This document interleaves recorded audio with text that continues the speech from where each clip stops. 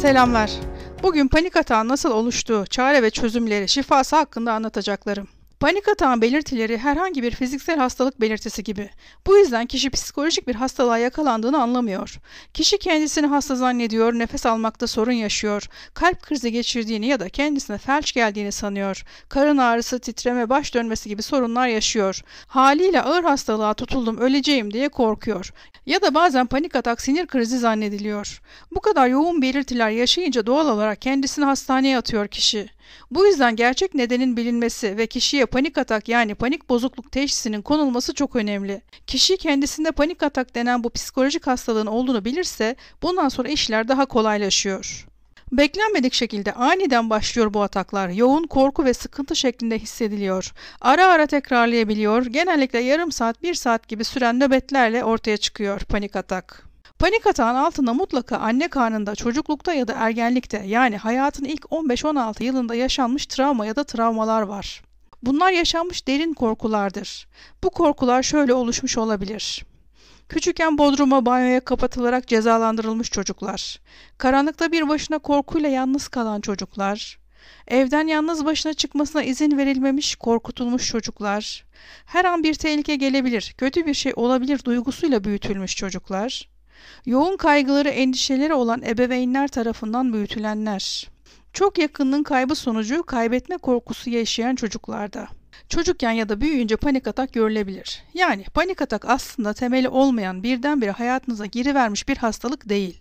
Mutlaka temelleri siz küçükken atıldı ve o temeldeki yerleşmiş korku duyguları yaşadığınız bir olayla panik atağa dönüştü.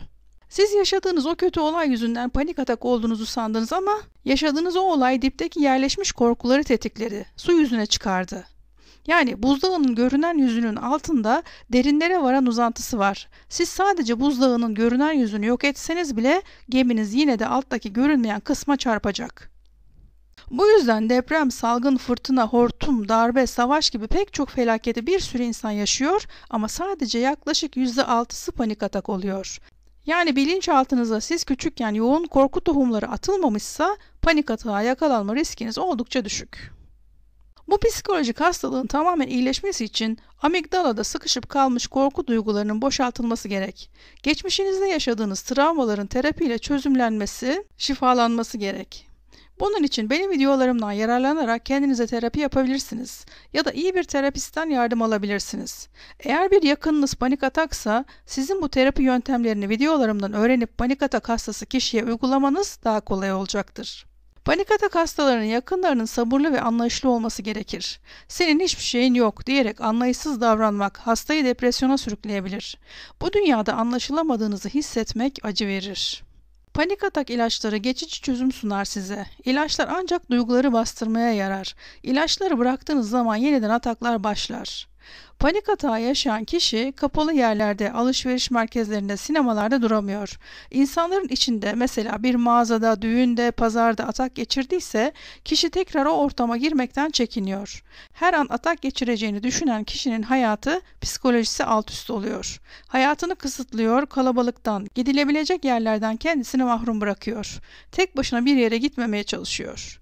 Panik atak geçirmeye karşı önlem alıyor ama aslında sürekli hayatını kısıtlayarak kendisine yaşam alanı bırakmıyor. Kendisini evine hapsediyor. Başkalarına muhtaç hale geliyor. Kendi işlerini dışarıda tek başına halledemiyor. Tam tersine bu bir çözüm değil. Aslında depresyona davetiye oluyor. Acı, korku, kaygı yaşamama çabası hastalığı artırıyor. Kişi özgürlüğünü kaybettikçe hayatla olan bağı kopuyor ve depresyon da başlıyor. Korku ilerler, yürür, alanını genişletir. Tıpkı küçücük bir dal sarmaşığı ekmeniz ve duvarları, bahçeleri sarması gibi. Kişi korkuya teslim oldukça bir süre sonra evden çıkmak bile tehlikeli görünmeye başlıyor gözüne. Siz izin verdikçe korku alanlarını genişletir. Her yerde ele geçirmeye başlar sizi. Aman alışveriş merkezine gitmesem ne olur sanki? Kalabalığa girmeyivereyim, cenazeye, mevlüte, düğüne gitmeyeyim.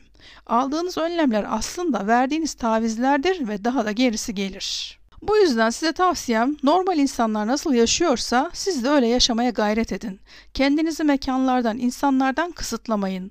Panik atak geçirmek, panik atak geçireceğim korkusundan daha iyidir. Zaten bu korku geçtikçe ataklarınız azalacak hatta kaybolacaktır. Eğer artık evden çıkamaz bir hale geldiyseniz, tek başınıza bir yere gidemiyorsanız, iş işten geçti artık diye düşünmeyin. Şimdi tam tersi hamleye başlayacaksınız. Yavaş yavaş bu korku nasıl yayıldıysa, yavaş yavaş adım adım onu kendinizden göndereceksiniz. Şöyle, tek başınıza nereye kadar gidip gelebiliyorsunuz? Bu sınırı az az genişleteceksiniz. Tek başınıza yapabildiğiniz işleri yavaş yavaş çoğaltacaksınız. Her yaptığınızı başarı hanenize kaydedip kendinizi tebrik etmeyi, gülümsemeyi hatırlayın lütfen. Özgürleştiğiniz, sizi özgürlüğe, bağımsızlığa götüren her adım kutlamayı hak eder. Küçük görmeyin gayretlerinizi, acele de etmeyin, ümitsizliğe hiç kapılmayın.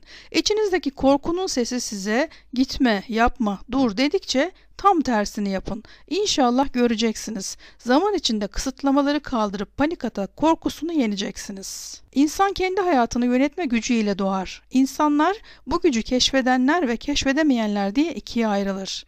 Siz gücünü kullananlardan olun, hayatınızın kontrolünü elinize alın ve kendinize iyileşme talimatı verin. Küçük ataklar geldiği zaman kişi bunları büyük atakların habercisi gibi yorumladığı için daha çok korkuya kapılır. Her atak daha büyük korkuyu doğurur. En önemli korku ise ölüm korkusudur. Büyük bir hastalığa yakalandığını, öleceğini düşünür kişi. Hatta delireceğini zanneder. Panik atak hastalarının en çok ihtiyacı olan şey bu hastalık hakkında ve yaşadıkları hakkında bilgi sahibi olmaktır. Her şeyden önce fiziksel bir hastalıklarının olmadığını bilmeleri gerekir. Gidin tepeden tırnağa check-up yaptırın. Sağlıklı olduğunuzu görün, anlayın. Sonra bilmelisiniz ki panik bozukluk ne öldürür ne delirtir. Hiçbir şey olmaz. Sadece ara ara panik hali yaşarsınız ve bu da yarım saat gibi bir sürede sona erer. Eğer atak sırasında bunu niye yaşadığınızı, vücudunuzda neler olduğunu da bilirseniz ya atakları kolayca atlatırsınız ya da artık panik atak geçirmezsiniz. Mesela atak sırasında kollarınız ya da bacaklarınız ya da başınız uyuşmaya başladı. Bunun neden olduğunu bilmezseniz felç geçirdiğinizi zannedebilirsiniz ve korkuyla paniğiniz daha da artar. Ama bu uyuşmaların nedeni çok basit aslında. Herhangi bir tehlike yokken beyin tehlike var sanarak vücuda adrenalin pompalıyor. Kaçsın, savaşsın, kendini tehlikeden korusun diye. Ama uğraşması gereken bir tehlike olmayınca adrenalin vücutta kasların arasında yığılıyor ve damarların, sinirlerin rahat hareket etmesini engelliyor. Bu durumda da uyuşma, karıncalanma, ağrı, yanma gibi hisler oluşabiliyor. Bunu kişi anlayınca, yaşadıklarının beyninde ürettiği düşüncelerin sonucu olduğunu anlayınca rahatlıyor. İşte bu kadar basit aslında yaşadıklarınız. Sakinleştiğiniz anda vücudunuz da eski normal seviyeye dönüyor. Hastalık falan yok yani. Panik atak bilinçaltının bir şeyleri yanlış anlayıp alarm vermesi durumu. Kişi ölmüyor, hasta değil, nefes almasında kalbinde bir sorun yok, delirmiyor da. Ama bilinçaltı tehlike var zannedip alarm vermeye başlıyor, ortalık karışıyor. Bu sahte alarmların sizi kandırmaya devam etmesine izin mi vereceksiniz? Sizinle dalga geçer gibi bir durum bu. Tıpkı yalancı çoban hikayesi gibi. Gerçekte bir tehlike yok, artık bunu biliyorsunuz. Bu yaşadığınız, hastalık sandığınız, öleceğinizi düşündürten her belirti aslında gerçek değil, sahte. Bu yüzden nasıl film seyrederken filmdeki deprem, yangından etkilenmiyorsunuz, oturup seyrediyorsunuz, işte öyle sakin kalmaya gayret ederek bu sahte alarm durumunun geçmesini bekleyeceksiniz. Her seferinde amacına ulaşamayan sahte alarmlar, panikler inşallah bir süre sonra kendiliğinden kaybolup gidecek. Bilinçaltı her an bir tehlike gelebilir, korkmalıyım, panik olmalıyım duygusunu tıpkı bir virüs gibi geçmişinizde bir yerlerde kaptı, kodladı.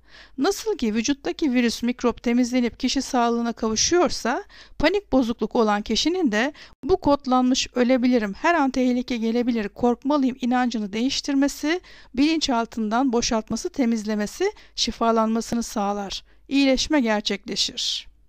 Devamını ikinci panik atak videomda anlatacağım ve şifa cümleleri vereceğim inşallah. Şimdilik bu kadar. Varsa panik atak hikayelerinizi yorumlarda bizimle paylaşın. Abone olmayı hatırlayın. Hoşça kalın.